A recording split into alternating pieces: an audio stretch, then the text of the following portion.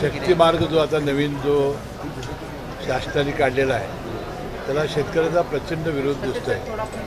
आज फार मोठा मोर्चा आलेला आहे। आता त्या मार्चाचं निवेदन घेण्यासाठी मी निघालेलो आहे। तर मी मुख्यमंत्री महोदय, दोन्ही उपमुख्यमंत्री महोदय यांना उद्याच मंत्रिमंडळाच्या बैठकीमध्ये हा विषय लक्षात आणून देईल आणि हा रस्ता होऊ नये अशी जी शेतकऱ्याची मागणी आहे ती त्यांच्या कानावर घालेल। मग पर्यायी या सगळ्याला रस्त्याला मार्ग असताना ह्या शक्तिकाचा आग्रह धरला जातोय। विरोधकांकडून टीका होते। राजू शेट्टी यांनी देखील टीका केली आहे की कंत्राटदारांचं भलं करण्यासाठी हा मार्ग नाही। आता प्रश्न आहे की या रस्त्याला जो शेतकऱ्याचा विरोध आहे तो शासनाच्या लक्षात आणून देणं आणि हा रस्ता होऊ नये यासाठी मुख्यमंत्री आणि दोन्ही उपमुख्यमंत्रीच्या कानावर घालणं आणि ते लक्षात आणून देणं हे काम मी करेन।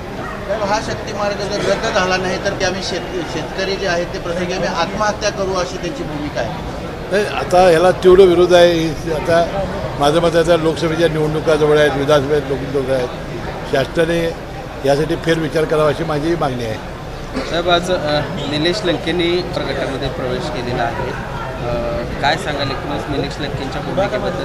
नाही, ते अनेक दिवसापासून लोकसभा नगरची लढवण्याची तयारी होते आणि ती जागा आता भारतीय जनता पक्षाला असल्यामुळं ती त्यांना मिळण्याची शक्यता नव्हती म्हणून ते कदाचित तिकडे गेले असते। पण या जागा वाटपामुळे मध्ये जर काय प्रत्येक निवडणुकीत असं होत असतं।